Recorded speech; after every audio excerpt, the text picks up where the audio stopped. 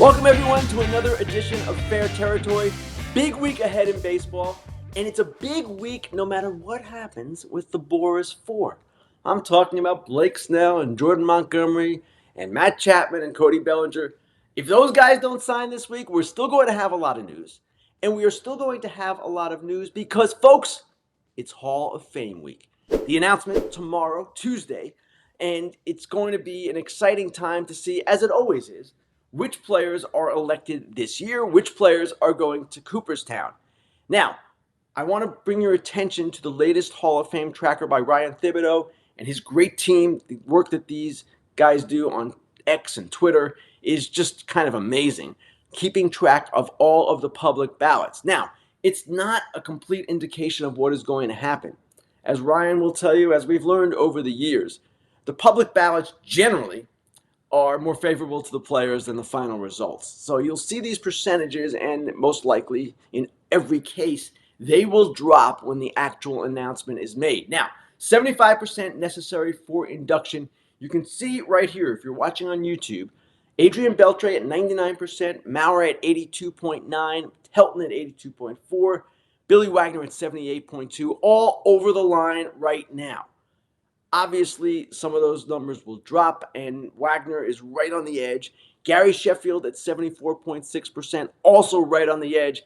If his number drops in his last year on the ballot, he's not getting in. And that is obviously where this thing stands right now. Andrew Jones, Carlos Beltran, obviously getting great support as well. My ballot, I'll repeat it for those who might have missed it. It's Beltre, it's Maurer, Helton, Wagner, Sheffield, Jones, Beltran, Utley, Jimmy Rollins, and I believe that was it. 9 guys this year. You can vote for up to 10. I voted for 9. Obviously, I'm a big Hall advocate. And yes, some people will say, come on, man, only the elite, only the very best. But I've said this before. Once you have the ballot in your hands, it's a little bit harder to be that exclusive. And there's another reason why, at this point, I believe we need to elect more Hall of Famers. And you can see by what I'm about to show you that there has been a trend in the last few years that has not been healthy in terms of the Baseball Writers Association of America election. The trend has gone toward a smaller hall, if anything.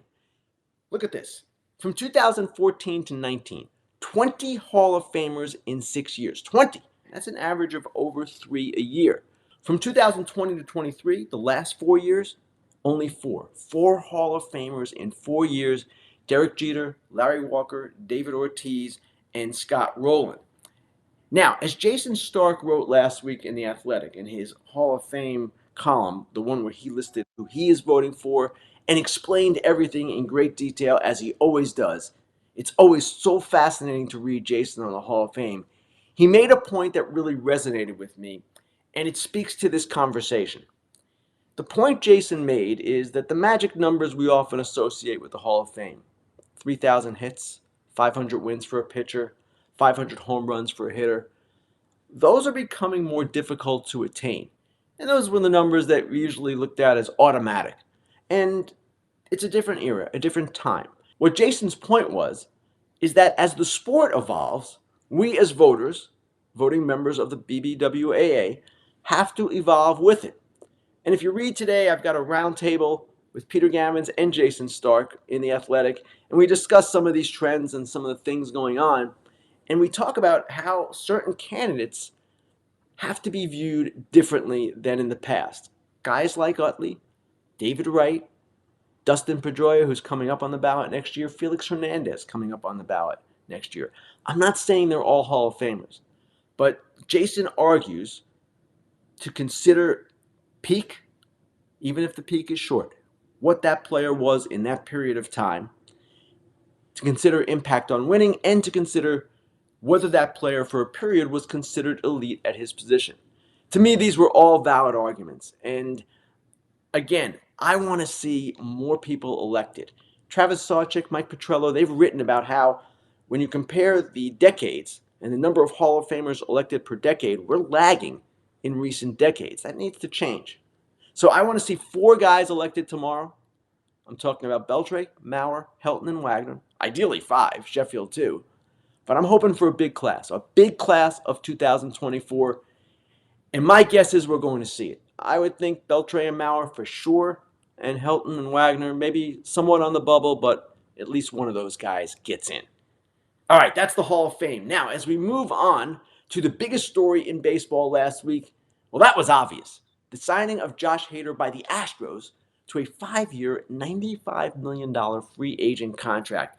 Kind of a stunning signing. A lot of people were wondering, would Hader beat Edwin Diaz's 5-year, $102 million extension with the Mets? He actually did in present-day value, if not total value. Diaz had deferrals at his deal, lowered it to $93 million in present-day value. Hader obviously beats that. But enough about the money, because what's really interesting here are the Astros and Jim Crane and what he's doing. This contract for Crane, the owner, is a departure. He had never given that much money to a free agent before. He is also on track now to cross the luxury tax threshold, something he has done only once since becoming owner in November 2011, and that was in the 2020 shortened season. So Crane is doing some things a little bit differently, and you might ask why. Now, he's given $100 million extensions before, Altuve and Bregman, Alvarez, but free agency, no, he hasn't done that. What I think is going on here is that Jim Crane sees the Astros' competitive window is starting to close. Now, they've lost big free agents before, Correa and Springer, but they're facing now a real series of losses that could affect them starting this offseason, or I should say next offseason. Let's take a look at where the Astros stand with regard to where some of their players are in the free agent process. All right, after 2024, Altuve and Bregman are free agents. Ryan Presley, if he fails to make 50 appearances, which is doubtful based on his recent performance, I believe he has 50 or more his last 4 full seasons, that option kicks in if he gets to 50. If he doesn't, then he's a free agent. Justin Verlander, similar thing, pitches fewer than 140 innings. He's a free agent. So it's possible that after 2024, Presley and Verlander will be gone. And then after 2025, Abreu, Kyle Tucker, and Framber Valdez are all free agents. Now, of that group, everyone in the industry expects Altuve to re-sign and be a lifetime Astro. Bregman, not so certain. And then the others, you just don't know how it's all going to play out. So the Astros are not necessarily at a crossroads this season. This is not necessarily a last hurrah, but it has a little bit of that look. And Crane obviously wanted to reinforce his bullpen. That was the idea behind signing Josh Hader. Now, if Crane was going to go out of his comfort zone, you can argue maybe he should have done it in another way. Maybe he should have signed Blake Snell, high dollar, short-term deal. Maybe he should have signed, I don't know, Hector Neris, Robert Stevenson, and some other reliever for less money than he had to give Hader. I don't know that this is the best allocation of resources. But there's one other thing here. There's one other element, and this to me might be part of Jim Crane's motivation. We have not heard from him yet. They have not held the press conference, and I don't know if this was part of it or not. But remember back at the 2015 deadline, the Astros had Josh Hader. The Astros traded Josh Hader, along with Domingo Santana, Brett Phillips, Adrian Hauser, and they got back Carlos Gomez and Mike Fiers. Trade was not a good trade for the Astros, obviously. Gomez was released more than a year later. Fiers had his moments for the Astros, obviously was the whistleblower in the end. I don't know that you figure that into the trade equation necessarily. And the guys they traded, outside of Hader, they haven't had a huge impact. Phillips had a little bit of a good run in 2021 with the Rays. Santana had a little bit of a run with the Brewers. He's been in Japan the last 3 years. And Hauser, kind of an average major league pitcher. Not players who have no value. They've been contributors to their teams, but not stars. Hader, a star. Hader has been the dominant reliever in the league for quite some time now. National League Reliever of the Year twice. And I would imagine Jim Crane, as owner, has thought, man, we never should have traded that guy. And in fact, as Chandler Rome of The Athletic has reported, Jim Crane tried to get Josh Hader back, along with Blake Snell, last year. He tried to make a deal with the Padres, the Astros did, to get both those pitchers. Crane didn't name them but he said they were in on a starter and a reliever from the Padres. We can all put two and two together. There are times in the industry when owners, when executives, when scouts fixate on a player. Maybe it's a player they couldn't get in the draft. Maybe it's a player they've coveted all these years. Maybe it's a player they've traded away. It seems to me Josh Hader might have been one of those players for Jim Crane. Time now for the Inside Dish. This is the part of the show where I talk maybe about a story I've written, maybe about a trend in the game, or maybe really this week for the first time, the state of the industry I'm in. Because last week was quite disturbing for any of us really who work in any form of media, in journalistic type media particularly. Every so often, I'll get an email or a letter from a young person saying, Ken, I'd like to get into the business. What advice can you give me? And I always respond, or almost always, I should say. And often, too often of late, I don't know what to tell that person. I don't know what advice to give. Now, doing what I do, this was always my dream. Not exactly this. Originally, it was just print.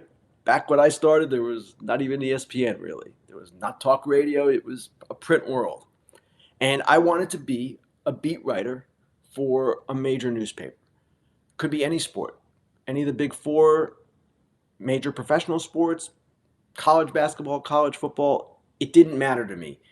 Jason Stark, Tyler Kepner, some of my colleagues, they only wanted to be baseball writers. To me, I just fell into baseball. That was my first big job. So I entered the business in 1984. I went to the York Daily Record in York, Pennsylvania, as naive as you could be. My father was worried that I wasn't going to be able to make a living doing this. And he kept telling me, well, maybe one day you'll go into television and everything will be better. And I kept saying, Dad, I'm not going into TV. At that time, television in sports was only the 3-minute report on the nightly local news. That was it. You'd be reading off a teleprompter. That was not my idea of what I wanted to do. But my dad had legitimate concerns at the time, and I ignore them like a lot of young people ignore their parents when they want to pursue what they want to do. Now, back then, it was difficult to move up, but it wasn't impossible. And I eventually moved. I spent a year in York, 2 years in South Jersey. Then I went to Baltimore. I was there for many years, and now I do what I do. That path, the one that I took, that doesn't really exist anymore. If you can get to that small paper, well, good luck, because most of them don't exist. And even if you get there, good luck getting out, because the next step might not be easy to take. So it's really difficult to do it the way I did it. And I recognize that, and it's tough to advise young people when it's a different world. So where are we, at least in print?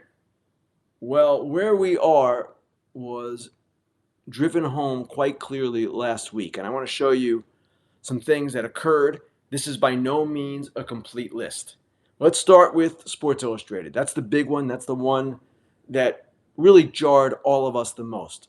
Sports Illustrated was the dream for so many of us when we were coming up. I didn't dream of it because I didn't think it was possible for me. You see here the statement from the Sports Illustrated Union and the News Guild of New York. And it says, earlier today, this is from last week, the workers of Sports Illustrated were notified that the Arena Group is planning to lay off a significant number, possibly all, of the guild-represented workers at SI, a result of Authentic Brands Group revoking Arena's license to publish SI. If you haven't followed this story, Authentic Brands owns SI. Arena is a licensing company that licensed SI, and they didn't make a payment to Authentic Brands, and that's what prompted all of this. An awful set of circumstances. I know SI has been in decline for several years, at least compared to what it once was, but it is still a home of so many great journalists, photographers, not so much anymore, but writers for sure. All right, let's move on. This is all in 1 week, folks. The LA Times, that was next.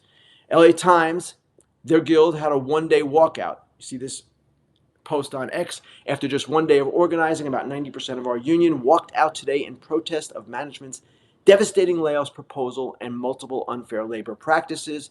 We are so thankful for the solidarity shown to us during this historic work stoppage. The LA Times, one of the great newspapers in our country, they're going through this. And now, the one that really hit home for me because it's my old employer, the Baltimore Sun. The Baltimore Sun was sold last week, and they were sold to a guy who owns the local Sinclair affiliate in Baltimore, Fox 45. It used to be, maybe it's just 45 now, Channel 45. And he met with the employees, the new owner did, and it did not go well. Let's show you a post on X about that. It's a statement from the Baltimore Sun Guild. During yesterday's meeting at the Baltimore Sun, new owner David Smith shared his vision for the paper, which he admitted he has rarely read. The editorial direction that he described, focused on clicks rather than journalistic value, concerned many of our members, as did his attitude toward vulnerable communities in the city that we love. I want to show you another post on X from the competing Baltimore Banner. This is a paper owned by a person who considers it a nonprofit, the Baltimore Banner. Anyway, they got the new Baltimore Sun owner on tape, bashing city schools, local politicians, and more. Comments were racially charged. Not good. This is my old paper. This is where really I learned to do the job for the longest period of time before I went to Fox and the Sporting News before that. I consider the Baltimore Sun really a place where I owe a lot to. We were, during the 90s when I was there, a force. We had some amazing people, David Simon, most prominent among them. Laura Lippman became a novelist. I can go down the line. Mark Hyman, now the head of the sports journalism program at the University of Maryland. Mike Litwin, a great columnist. Again, I could go on and on and on. So that one hurts. And when I talk about Sports Illustrated and the LA Times and the Baltimore Sun, again, this is just a partial list. Ezra Klein in the New York Times, he had a commentary about Pitchfork, a music criticism site that sort of met its demise last week. And he listed a lot more media outlets that have undergone similar things. Now, I'm not here to say, let's bring back the old days. Man, I miss the old days. No. Time passes, things change, industries evolve. And in many ways, the newspaper industry did not evolve well once the internet started, once the internet era began. That is on newspapers to some degree. To some degree, maybe all of this was inevitable. But back to the original question. What do I tell a young person who wants to do this for a living, who wants to get into print? I'm consistently at a loss. And I'm not just at a loss for that age group. I don't even know what to say to my peers who are maybe in their 30s about the future of the industry. Where this is going, I don't know. It certainly doesn't look like it's going to a good place. Now, I never want to discourage anyone, and I never want to be that guy. It happened to me. When I was coming out of college, I was an intern at Newsday on Long Island, and the editor there told me, you maybe should go to law school. What he was saying was, you're not good enough. Now, maybe he thought that because this intern from 2 years before was going to be one of the great sports writers of all time, Tom Verducci. And I don't know that I compared Tom Verducci back then. In fact, I know I did not. So maybe that was what was driving that conversation. Okay, I get it. But I never forgot that. It stayed with me. I don't believe you should ever discourage a young person from doing what he or she wants to do. And I swore I would never do that. But what I say to young people is that you have to be practical. You have to be aware of where this all is right now. You have to be willing to work in different mediums. You have to be willing to maybe move around. You have to be willing, of course, to work hard. But even that advice rings hollow if you can't get a job, right? So this whole thing, it saddens me to no end. I am a believer in what we do. I am a believer in journalism. I believe even over here in the sports department, the toy department, as some people often call it, that what we do, it kind of matters. I believe in the whole phrase, comfort the afflicted, afflict the comfortable. Now, this is sports. It's not anything that serious, but there is, in my view, a certain standard we should meet in holding people accountable. And we do that at The Athletic. We try to anyway. If you look at my column on the Marlins today, it's kind of along those lines. It's just a column, but it's basically asking the question, what the heck is going on with this team? Those questions need to be asked. The ultimate example of this, at least at The Athletic, was the sign stealing story. Without that story, baseball doesn't investigate, and that was a turning point for the game in terms of what was going on at the time illegally with the Astros and with other teams to a lesser extent. So yes, I'm a believer, and at this moment in the industry, there's too little of holding people accountable.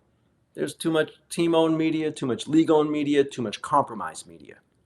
And it hurts. So again, back to the original question, what do I tell that young person? I tell that person to be realistic, but I also say, hey, the landscape is rather bleak. And I say, you've got to be willing to work really hard. You've got to be willing to seize any opportunity in any medium. You have to keep your eyes open at all times and be aware of where you are. And that at the same time, it might not be easy and it might not happen at all.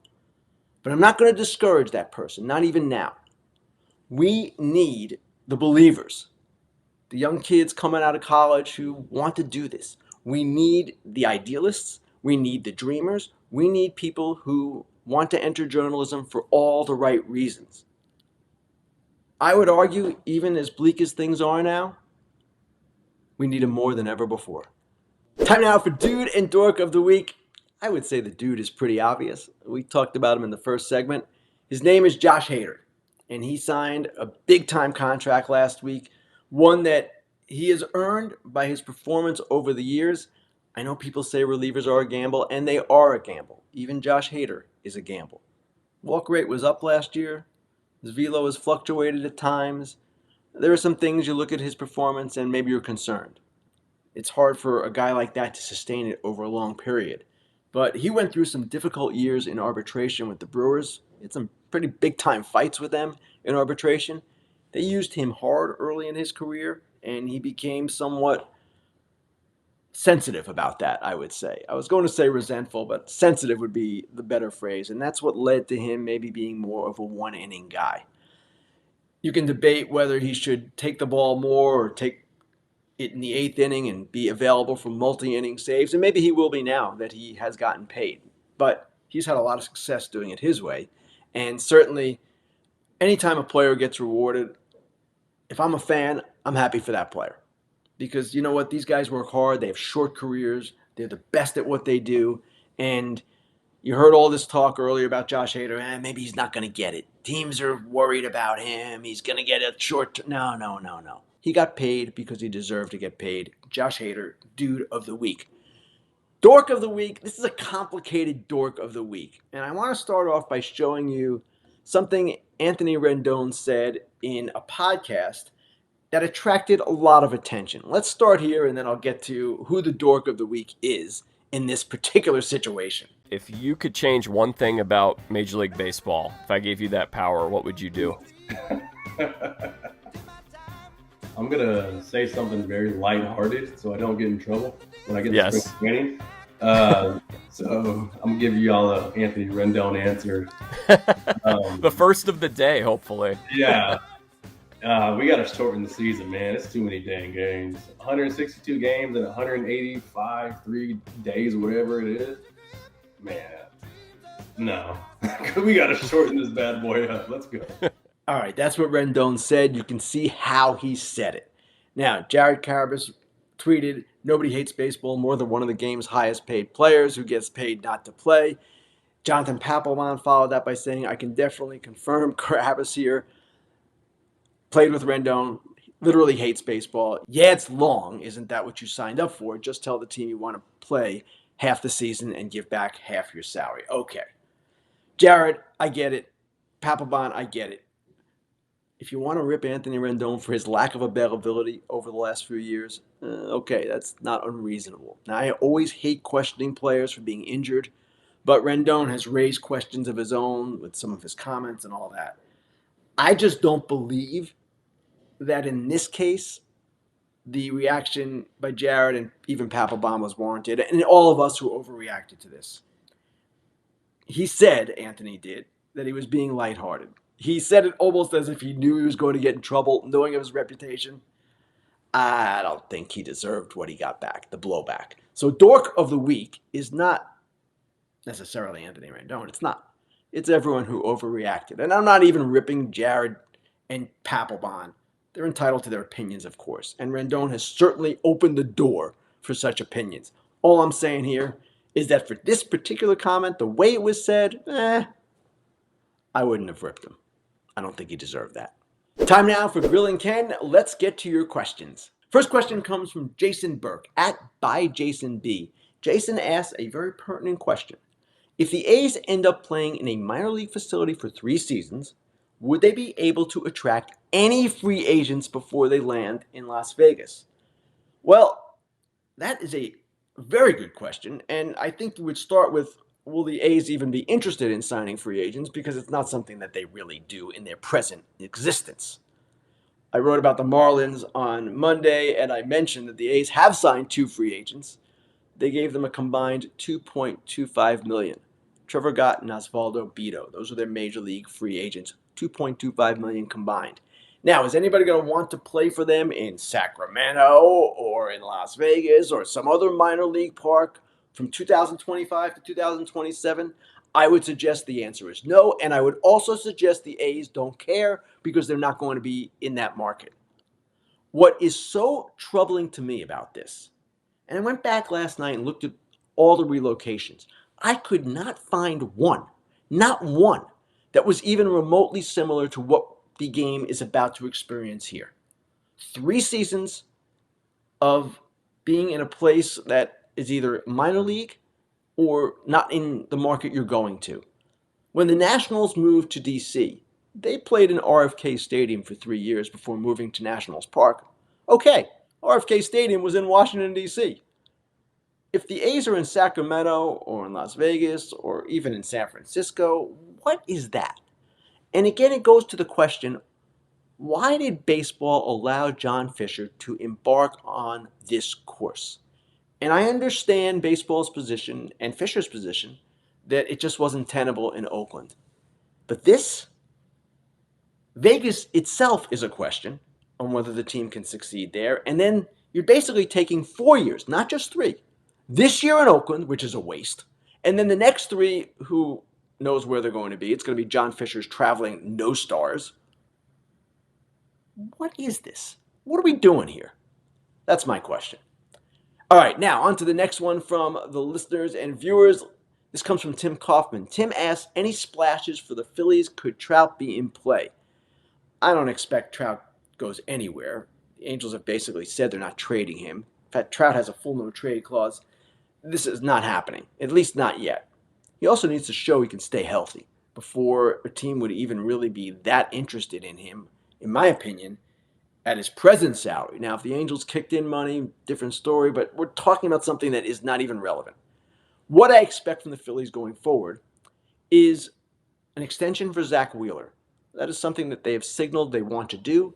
I would think it would happen during spring training. That's when the extensions usually do happen. Zach Wheeler has had a great run for them, and they want it to continue. Prior to that, one more piece perhaps, maybe a reliever. They've been talking to different relievers, thinking about different relievers, and I would think, while it might not be a splash, that is something that they want to do. All right, on to our final question of this show. It comes from Cubs in Bowling. I like this, Cubs and Bowling together. Where's Kershaw going? Well, he's not going to the Cubs, I can tell you that. It seems that Kershaw is down to the Rangers and Dodgers, the 2 teams that have been involved from the very beginning of this, the 2 teams that remain involved. He has not made a decision yet. Those teams maybe have not put their best foot forward yet for him. Remember, he is in a very questionable position. Probably won't be available until after the All-Star break, coming off his shoulder issue. And the real issue here is, will he be willing to leave Los Angeles to go home to Dallas? He's from the Dallas area. He still lives there. He obviously has an affection for that region. The Rangers are in an interesting spot, right? They have these RSN questions surrounding them. Their owners have not been particularly fervent about signing players. Jordan Montgomery would be the first one they sign. They also have a number of pitchers who are out until the same time Kershaw is out until. DeGrom, Scherzer, Tyler Mahle. And I've written about this. If they sign Kershaw, or even if they don't, they could effectively have a line change at the All-Star break, bring in 3/5, 4/5 of a new rotation. So the Rangers want Kershaw. I believe that. But it's a matter of working out a deal, getting ownership approval, and it's a matter of whether Kershaw ultimately is willing to change teams. The Dodgers are sitting there. The Dodgers would certainly want Clayton Kershaw back, have him finish his career with them. I would imagine Kershaw, some part of him, wants to be a one-team guy. But I don't know how this is going to resolve. And we'll see it resolve in the coming weeks. And really, bottom line, hopefully we see Clayton Kershaw being Clayton Kershaw again. Thanks to everyone for watching. Thanks to everyone for listening. You know where to find us: YouTube, Apple, Spotify. Like, subscribe, do whatever it is you want to do. Just keep watching and listening. We'll talk to everyone next week. A week from today, we'll review the Hall of Fame vote. We'll also probably have some fun with the BBWAA dinner in New York, which takes place on Saturday. There's usually some news or fun stuff coming out of that. Have a great week, everyone. We've got a new offer for the FT fam with the same bonus code FOUL, F-O-U-L. Bet $5, get $158 instantly. Place your first BetMGM Sportsbook wager through the BetMGM Sportsbook app of at least $5, and you'll receive $158 instantly in additional winnings, regardless of your wager's outcome. Download the BetMGM Sportsbook app, sign up and deposit at least $5 into your newly created account. Place a wager in the amount of at least $5 at standard odds price. And once you've placed a bet, you'll receive $158 in bonus bets, regardless of the outcome of your wager. Again, that's bonus code FOUL, F-O-U-L. Gambling problem or concern? Call 1-800-GAMBLER.